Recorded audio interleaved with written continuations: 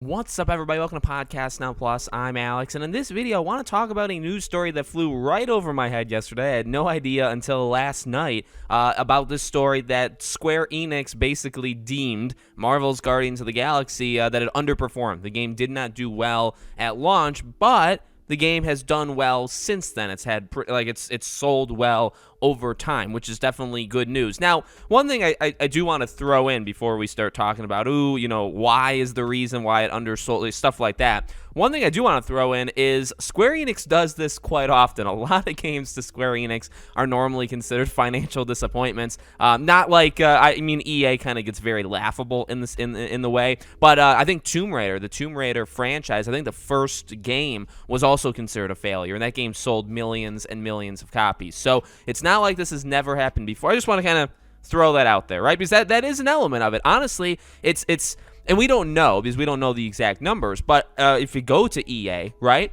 what are the things that we've laughed at so much? Well, I don't remember which Battlefield, 1 or 5, one of those sold, I think, 10 million or maybe it was 8 million units, and they wanted it to sell 10 or 12. It was a couple million off, but the game almost sold 10 million units, and they deemed it a financial disappointment. Now, to any normal game, well, maybe not every single game under the sun, but most, 8 million units sold would be like you would throw a party, you would give bonuses out to, it would be cause for celebration. You would have made a lot of money off of that. But to EA, it wasn't considered success. Does that make sense? So that's something that I do want to keep in mind as we talk, because maybe it did sell bad. Maybe it sold 2 million. And they only wanted to sell 3 or 4. It could have been reasonable. It could have been a reasonable goal, but maybe it wasn't. Maybe they wanted to sell 8 million and it only sold 4 or 5, and it's like, well, that's not enough. Where 4 or 5 million, for a brand new game, considering all the stuff that was going on with it, which we'll talk about in a second,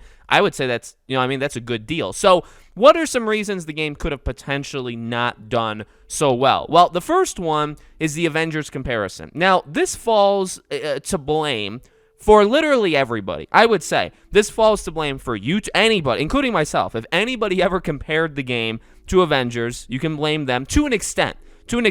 I would say, and this is maybe covering my own back and also covering other people's backs, a thing that's directly tied to this, though, is the game, to me, never looked all that amazing. Remember, that was my number one thing with this, is the gameplay to me never stood out. It seemed very weak. I was concerned with the game. I wasn't sure if it was going to be okay, maybe it was going to be a nice surprise, maybe it was going to be bad. Turns out it's a lot of people's game of the year, right? So the game did better by miles, not even by 1 mile. The game did better by miles than what people thought it was. Is that fair? I think that's very, very fair. And I guess the question is, who's to blame for that, okay? And is that the reason why the game didn't sell well? And again, this is all considering maybe the game actually did sell bad, or, because again, if the game sold 7-8 million units, that's not actually bad. So then actually this entire conversation is for nothing. But I really do feel a lot of those factors, the Avengers comparisons, which again, to be fair, it's Square Enix. It's coming off of Avengers, right? We were a year removed, 1 year and 1 month. We were 13 months removed from Avengers really just punching us all in the face, okay? And yes, it's not the same developer, but number one, a lot of just casual gamers don't know the difference between developers and publishers, okay? If you asked a normal one of the 20 million people that played Horizon Zero Dawn, who's the developer, I bet you most would say Sony. Not Guerrilla Games, who actually made it, but Sony, the publisher. You know what I mean? So I don't really think many people can differentiate. And that's normal. I don't think that's a bad thing at all. That's literally the way the world works. People aren't, into this world as much as other people are. So I think when you hear Square Enix, when it's a year after, when the marketing is not very good, the game doesn't really shine all that well in the marketing, what are you supposed to do? What is a casual person supposed to do, or what do they do? Well, they probably try to compare it to something, right? Life is about comparing, even though it probably shouldn't be, right? What do we do commonly every single day? We always compare one thing to another thing, or contrast one thing from another thing, right? That's the way, like it or hate it, that's the way the world works. So did people do that and compare it to Avengers? Of course they did. Now, again, who's to blame? YouTubers, people that wrote previews of it? Can we blame Square Enix because the marketing wasn't very good, right? The marketing wasn't very good in two different ways. Number one, again, I don't think it really captured fully how good the game was going to be. It just absolutely didn't. But the second thing it didn't do was show the game at all. Remember, the marketing for this game was actually extremely weak in terms of showing things in the first place. There was very little promotion whatsoever. And I don't know how much this actually does anything, right? Because I'm not in, I don't see the numbers. But this reminds me a lot of also Until Dawn. Until Dawn came out. It had nothing behind it. Sony seemingly didn't believe in the project, right?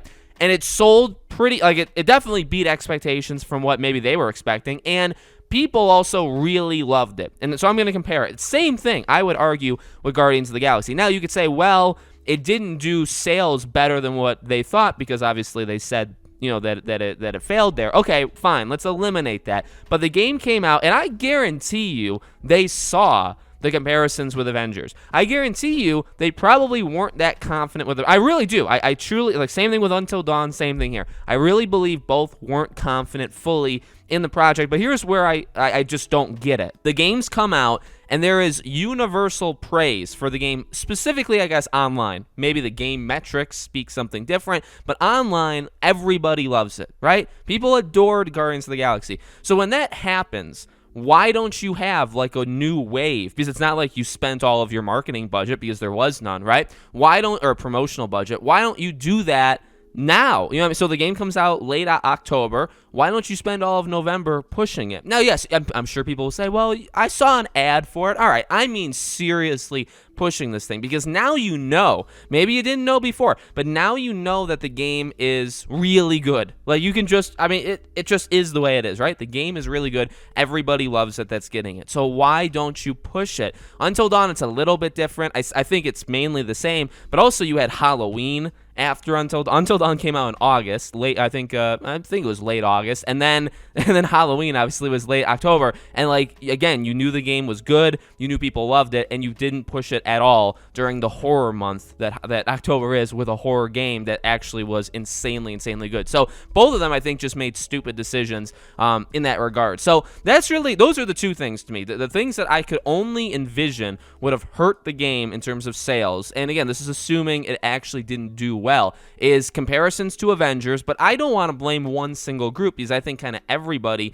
shares the blame. Some share the blame definitely more than others. And then the second thing I really do think is just the promotion. There wasn't any of it. It wasn't all that good. There's a reason why this game was considered a surprise hit, not just to me, right? Because I'm a nobody in the grand scheme of things. Not just to me, but like so many people would be like, oh my God, this game's, and maybe the game actually isn't all that good, but we had our expectations so low that I'm just kidding. I actually truly do believe this is just a phenomenal Game of the Year contender game. I don't really think that's the case, but maybe it is to some people. Maybe it was an average game, but maybe they thought it was going to be garbage, so it was actually fine. You know what I mean? So I think there's a couple things there. And again, the third thing in the entire grand scheme of all of this could have simply just been Square Enix expected too much. Maybe they used Avengers sales, but I don't even remember what Avengers did I think Avengers maybe did 3, 4, 5 million in the first couple months, so maybe they wanted that, and so maybe that's not what Guardians did. Guardians could have very easily only sold like 1 or 2 million. Like, that's definitely possible. Now, again, the bright side to all of this is it's done well since. It's sold well over time. So I think that is word of mouth. That 100%, because it's not them. They're not doing anything, right? I think it's 100%. People are just constantly saying it. It's up for Game of the Year awards, all of this stuff. It's my second favorite game of last year. So, you have all these people saying these things. I think that's making people, consider buying it, and they are buying it. So hopefully it does well over time where they're okay with it. Hopefully we get a second one. I think not even just a second Guardians of the Galaxy game, but I think what people are probably most afraid of right now is that they look at it and say, not Guardians, not like the franchise, but these kind of games aren't what people are doing, and we're not making enough money, but what we do make enough money on is Avengers. Now, they also lost, though, quite a few millions of dollars in Avengers, so maybe you can't make that argument, but I just hope that's not, you know what I mean? I think a lot of people are saying that. I hope that's not where they look to, where they're like, well, Avengers, it didn't do all that well, but we're making money long term. People are buying these suits for $500, like all this stuff, right? So we're getting that money where we can't get that